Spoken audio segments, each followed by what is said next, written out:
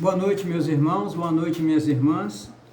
Hoje nós vamos iniciar a noite de hoje com um trabalho falando sobre o capítulo 2 do Evangelho segundo o Espiritismo, e que traz como título Meu Reino Não É Deste Mundo. Especificamente, vamos nos reportar ao item 4, a realeza de Jesus.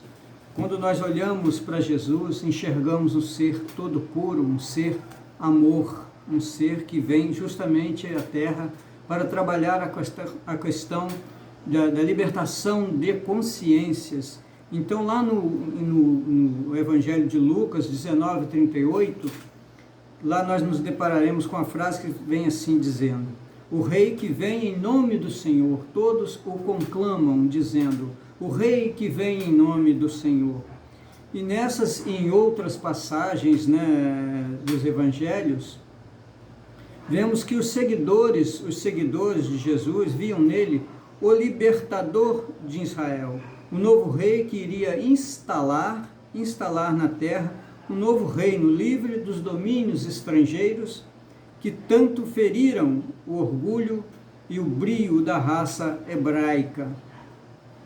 Então, essa era a ideia de um rei que viria, era a ideia formada em cima do Messias, de um rei que viria para justamente trabalhar a libertação daquele povo hebraico.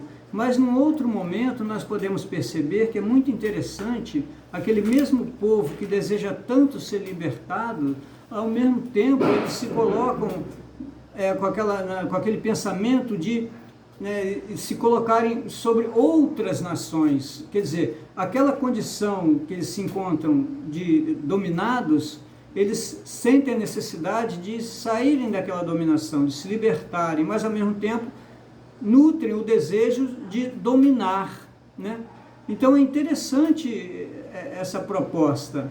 Então Jesus vem com aquela ideia de justamente de trazer a lei de amor, de pregar a lei de amor, porque é através dessa lei e automaticamente entendendo como funciona a lei de amor para o bem, como essa lei liberta, como ela bem trabalhada, bem respeitada, funciona de uma maneira muito direta para a libertação de toda a humanidade.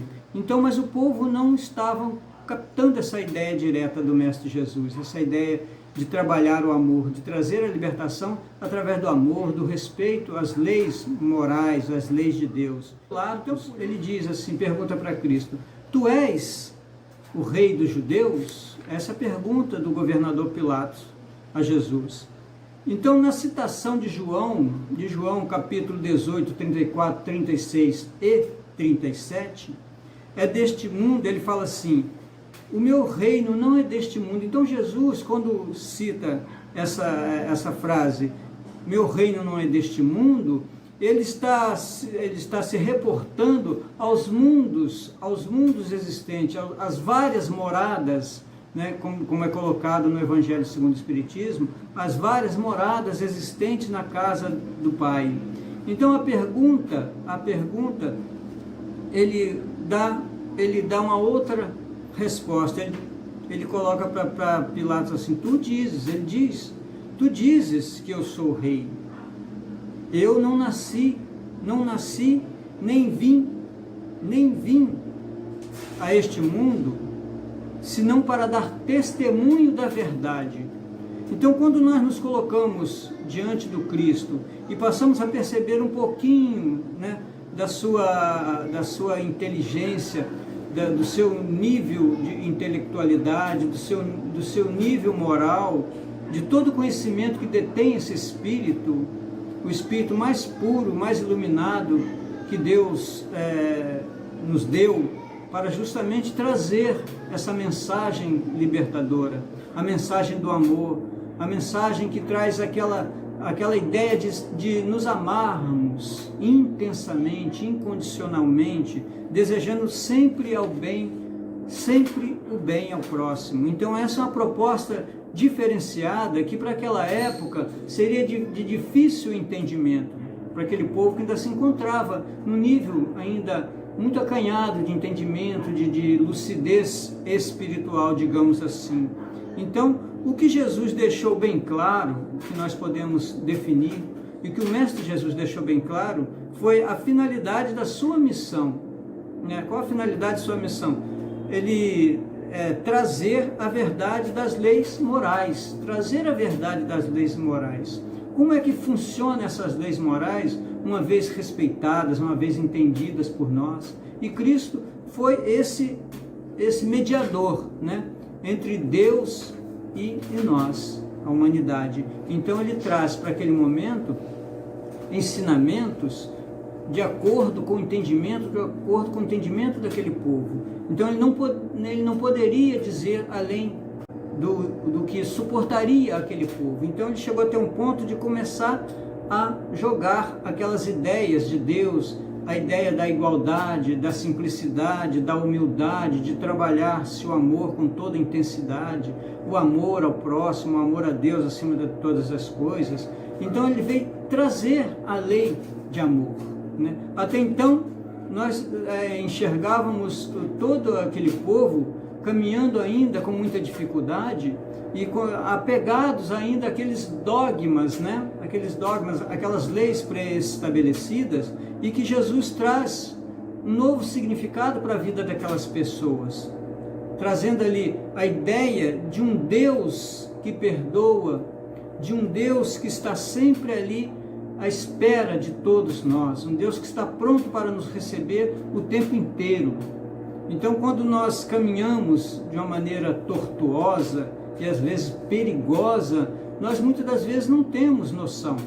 E aquele povo daquela época, caminhava de uma maneira muito atabalhoada ainda acreditando num rei que viria para os libertar, mas um rei que viria bater de frente com aquele rei atual.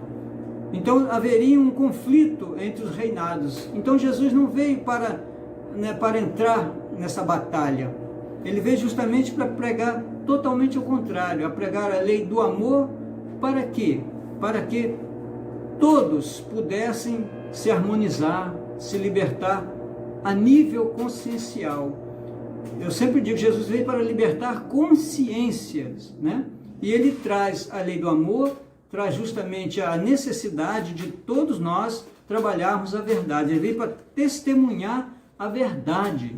Então, nas suas palavras, ele sempre colocava um ensinamento, um algo a mais, e que todos poderiam, de uma certa forma, tirar proveito daqueles momentos em que Jesus se colocava à disposição. Ele estava sempre à disposição do povo.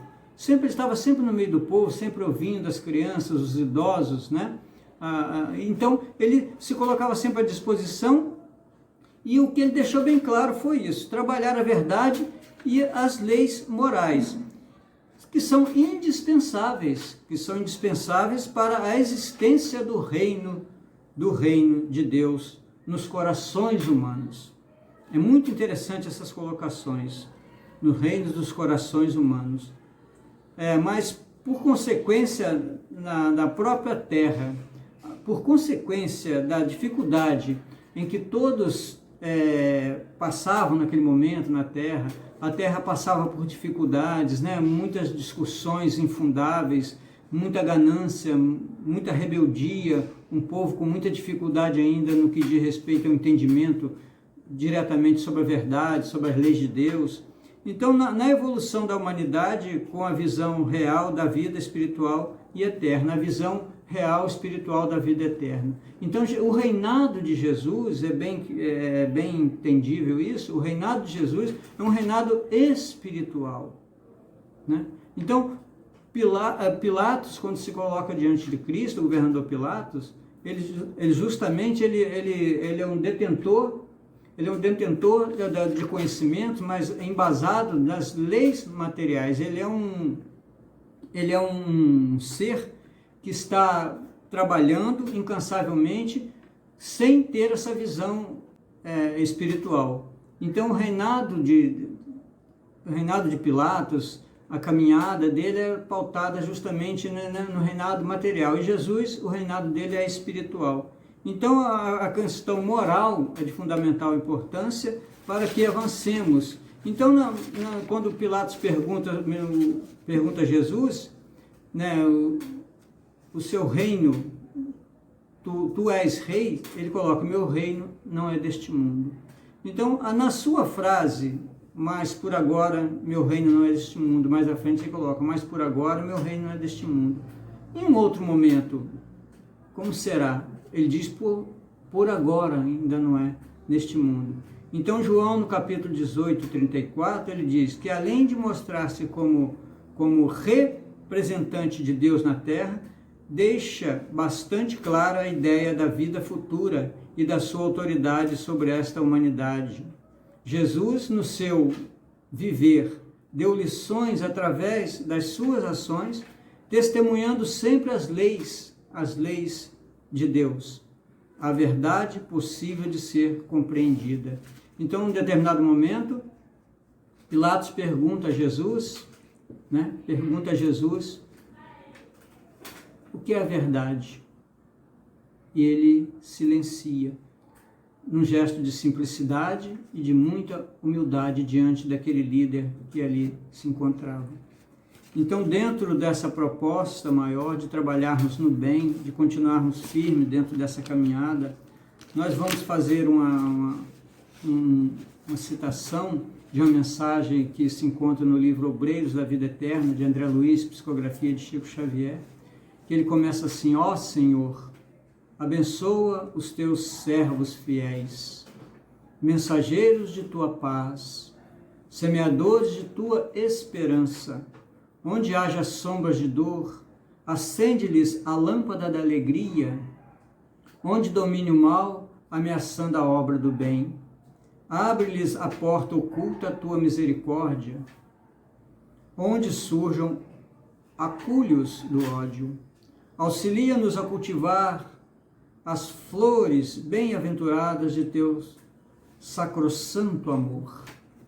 Senhor, são eles teus heróis anônimos, que removem pântanos e espinheiros, cooperando em tua divina semeadura.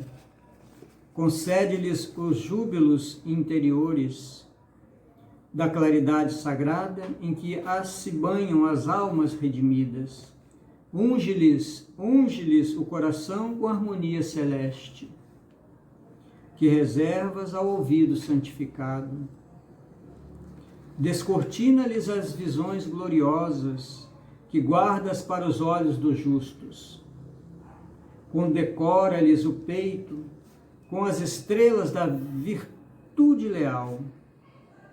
Enche-lhes a mão de dádivas bendita, para que repartam em teu nome a lei do bem, a lua da perfeição, o alimento do amor, a veste da sabedoria, a alegria da paz, a força da fé, o influxo da coragem, a graça da esperança. Ó Senhor, o remédio retificador, inspiração de nossas vidas, mestre de nossos corações, refúgio dos séculos terrestres, faze brilhar teus divinos lauréis e teus eternos dons na fronte lúcida dos bons, os teus servos fiéis. Boa noite a todos.